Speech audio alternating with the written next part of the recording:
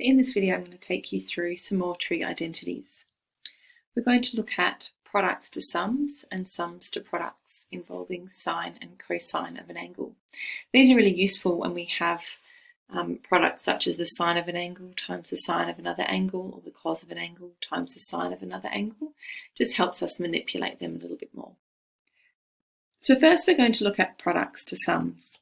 So we can see that we've got 4 identities here, depending on whether we've got a cos of an angle times the cos of an angle, or the sine of an angle times the cos of an angle.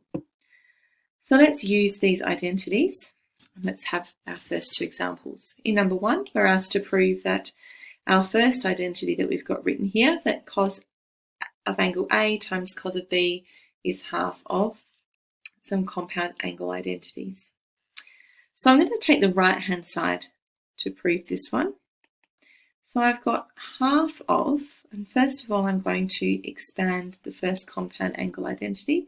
So I've got cos A cos B, subtract sine A sine B, and then on to the next one is going to be plus cos A cos B plus sine A sine B, and that's all in the bracket that has been multiplied by a half. Now, as we can see from this expansion, I've got 2 lots of the cos A cos B. So I've got 2 cos A cos B.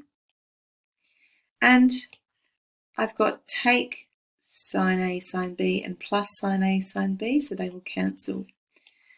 So in fact, when we multiply by a half, I'm left with the cos of angle A times the cos of B, which equals my left-hand side. So we've just proved that identity.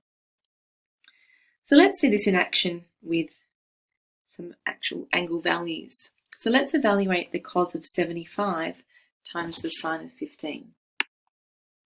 Now we could recognise here when we've got cos 75 that we could write that as cos 30 plus 45, or 45 plus 30, and the sine 15, we could think about saying we could write that as, well, that's just 45 take 30, we can use our exact values. But when we try and expand these compound angle formulas and we've got a multiplication, it starts getting really, really messy. And that's where these identities that we've got at the top, the product to sum, just helps us simplify that process so we don't have to go through so much complex calculations. So we're going to use the identity that's written forth above, which is the cos of an angle times the sine of another angle. So let's see this in action. So it's going to be the half of the sine of 75 plus 15, subtract the sine of 75 take 15. So this is where it really becomes nice and easy. We've just got the sine of 90, subtract the sine of 60. So all we ended up with is half lots of the sine of 90 being 1, subtract, sine 60 is root 3 on 2. Just going to have to write to the right here, I've run out of room. So really we've ended up with a half take root 3 on 4, and as a common denominator of 4, we'd end up with 2 subtract root 3 all on 4 as our solution. So it makes it much easier than dealing with having to do lots and lots of calculations with compound angle formulae. So now I'd like you to pause the video and have a go at part B. Notice that we've got 3 things multiplied together, but ideally our first 2 angles have something in common. They have a denominator of 8. So my suggestion is work on the product of the first 2 sine values, looking above at our second identity of sine of an angle times the sine of another angle, and then multiply in the sine of pi on 4, because sine of pi on 4 is an exact value. So here you can check your solution, just concentrating on dealing with the sine of 3 pi on 8 times the sine of pi on 8 together first, using the identity and multiplying by what ends up being root 2 on 2 as the sine of pi on 4.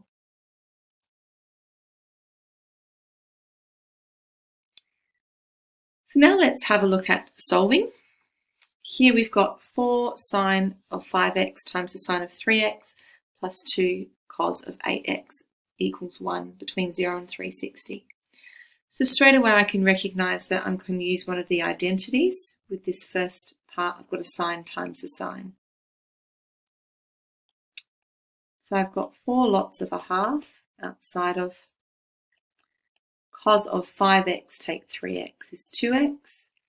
Subtract the cos of 5x plus 3x is 8x.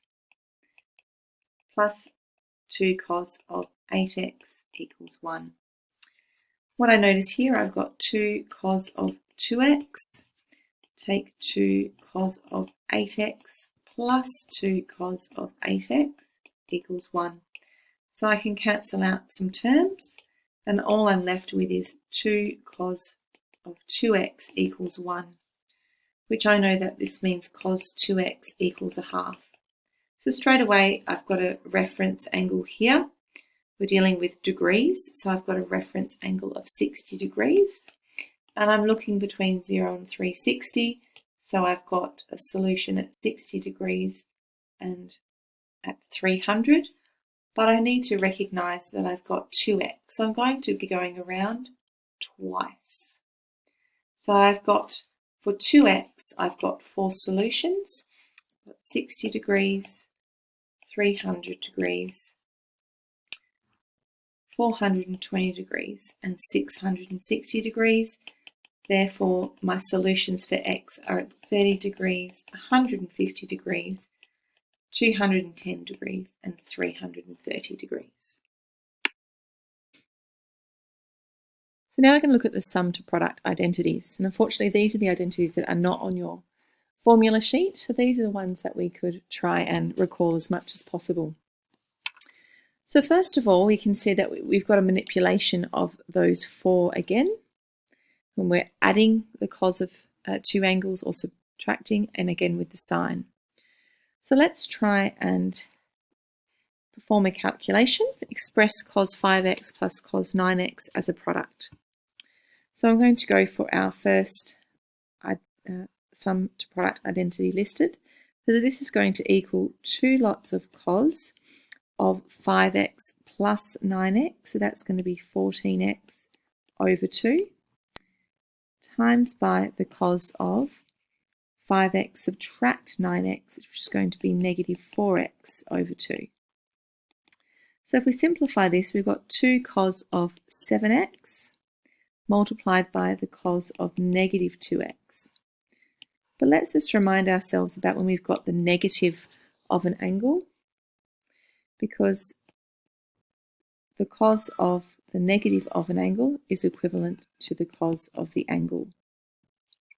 So when we simplify this as a product, we've got 2 cos of 7x multiplied by 2 cos of 2x.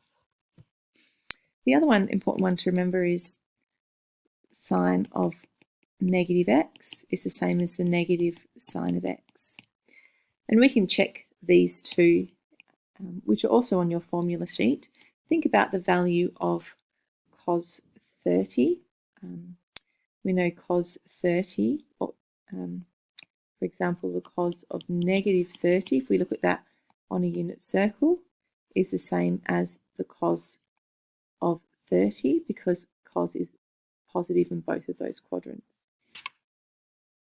So now I'd like you to pause the video and have a go at question number 5. Simplify the expression cos 75 plus the cos of negative 15 degrees as an exact value. So hopefully as you attempted this question, first of all you recognise the cos of negative 15 is the same as cos of 15. And because you've got the sum of 2 cos values, so if we go back up, we're going to be looking again at that first identity. And so we've got 2 lots of the cos of the addition of them over 2 times the cos of the subtraction of them, or the difference, over 2. And we ended up with root 6 over 2. So let's have a look at solving sine 3x subtract sine x equaling 0 between 0 and 2 pi. So I've got a sine of an angle subtract the sine of another angle. So we're going to use the identity that says 2 lots of the cos of the addition of them over 2 times the sine of the subtraction of them over 2 equaling 0. Here I've got 2 lots of the cos of 2x times the sine of x equaling 0. So basically what I've got is 2 values multiplied together to give 0, which means the 2 cos of 2x can equal 0, so the cos of 2x equals 0, or I can have the solution that sine x equals 0. So having a look at the first one, because we've got 2x, if we're thinking about between 0 and 2 pi, we're going to double that over. So we've got the solutions of pi on 2, 3 pi on 2, 5 pi on 2, and 7 pi on 2. Therefore, x is going to be pi on 4, 45 degrees, 3 pi on 4, 135 degrees, 5 pi on 4, or 225 degrees, and 7 pi on 4 at 315 degrees.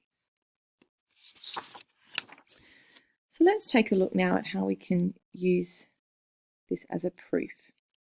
So if we take a look at the following, we've got sine 11x times the cos of 7x subtract sine 8x times the cos of 4x. So we're going to go back to our product to sum rule, and I've got a sine times a cos. So I'm going to replace this with a half, excuse me, in brackets, excuse me again, the sine of the addition of the angle, so that will be 18x, plus the sine of the subtraction, which is going to be 4x, subtract, and another product sum with, we've got sine and cos again, half, brackets, the sine of the addition, 12x, plus the sine of the subtraction, 4x. Okay, so from this we can see that we've got some common terms here, but let's just pop that half into each of those.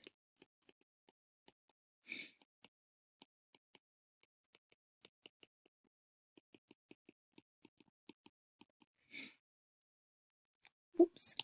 And if I get rid of that bracket, I'm going to recognise that we've got to subtract in our last term. So we can remove the terms that cancel each other out. And we ended up with a half of sine 18x, subtract the half of sine 12x.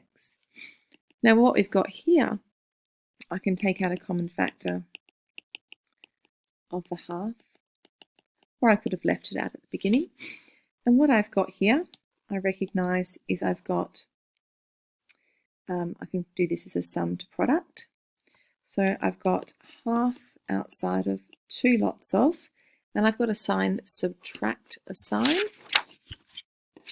So that's going to be 2 lots of cos of the addition of them, which is going to be 30x over 2, multiplied by the sine of the subtraction, which is going to be 6x over 2.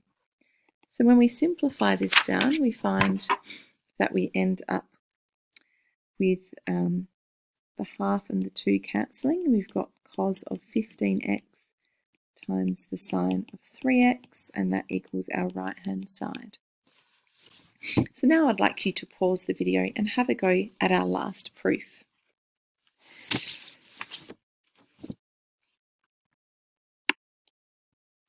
And here's our solution for our last proof. It's just using our sum to product rules, recognising we've got sine plus a sine angle and sine angle take a sine angle. And we recognise that when we simplify those down, we've got sine of 4a divided by the cos of 4a. And because it's all multiplied and divided, we can put them together as the tan of a. And then we have the cos of 2a over the sine of 2a to be 1 over tan 2a, which is the cotangent of 2a, equaling our right hand side.